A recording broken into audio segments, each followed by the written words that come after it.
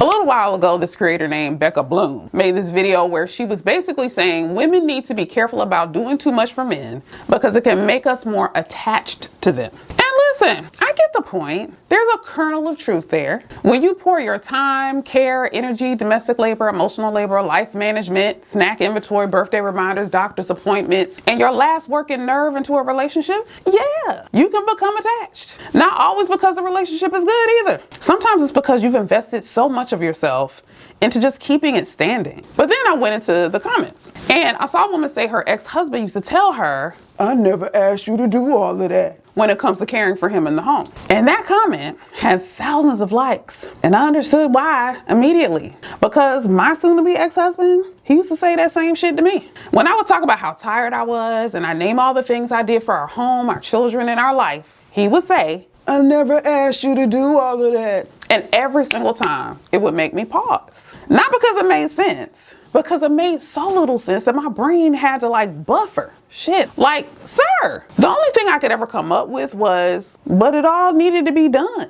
That was the part I couldn't get past. Of course you didn't ask. Nobody formally asked for the invisible infrastructure of a home to exist. Nobody sends a calendar invite that says, "Please remember the kids need some new socks." Nobody puts "notice we're out of paper towels" on the family vision board. It just has to be done. And that's where that phrase gets sneaky. "I never asked you to do all of that" sounds like a defense, but it's really a dodge. It turns shared responsibility into personal choice. It turns necessary labor into optional labor. It basically says, because I didn't specifically request this, I don't have to appreciate it, return it, or admit that I benefited from it. And no.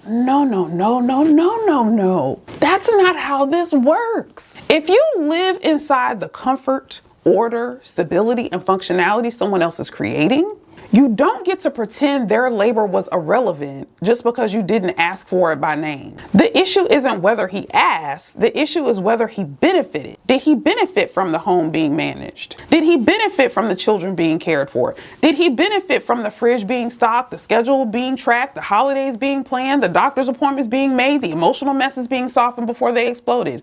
Okay then, let's not play dumb here. Women are usually socialized to overfunction in relationships, while men are socialized to receive that labor as invisible, optional, or beneath notice. Women are taught to anticipate needs, notice what's missing, make life softer, make it smoother, make it easier, care without being asked. And honestly, that's not always a bad thing. I don't think caring is the problem. I don't think love should be cold. I don't think the goal is to sit across from a man you love like you're negotiating a hostage release. "I made dinner now, so you must disclose 3 acts of devotion." No, that's exhausting too. But a lot of men are taught to experience women's care as the natural background of their lives. The clean home, the cared for children, the stocked fridge, the remembered birthdays, the managed schedules, the emotional stability. And then when the woman finally says, "Hey, I'm doing a lot," suddenly it turns into, "Well, I never asked you to."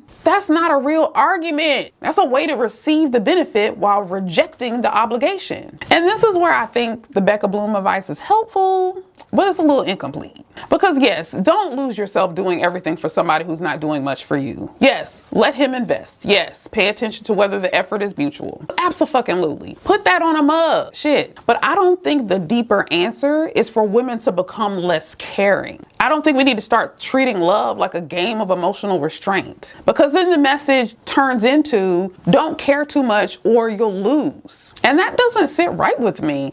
I think the better question isn't how do I avoid getting attached? The better question is, am I caring inside a relationship where my care is recognized, reciprocated, and respected? Because healthy care says, I love you, so I want to make your life easier too. Overfunctioning says, if I do enough, maybe I'll finally be loved, chosen, appreciated, or safe. Healthy care is mutual. Overfunctioning is lopsided. Healthy care is freely given. Overfunctioning is usually running on fear, guilt, conditioning, and a smidge of hope saying, maybe this time he'll notice. Healthy care creates connection. Overfunctioning creates resentment. And listen, resentment will sit in your chest with a bonnet on, like it pays rent, because after a while, you're not just tired from doing the work, you're tired from watching somebody benefit from the work and still act like it doesn't count. That's the part that really fucks with you, right? Not just the labor, the erasure. Because when somebody says, I never asked you to do all that, what they're really saying is, I was fine receiving it, I just don't want to be accountable for it.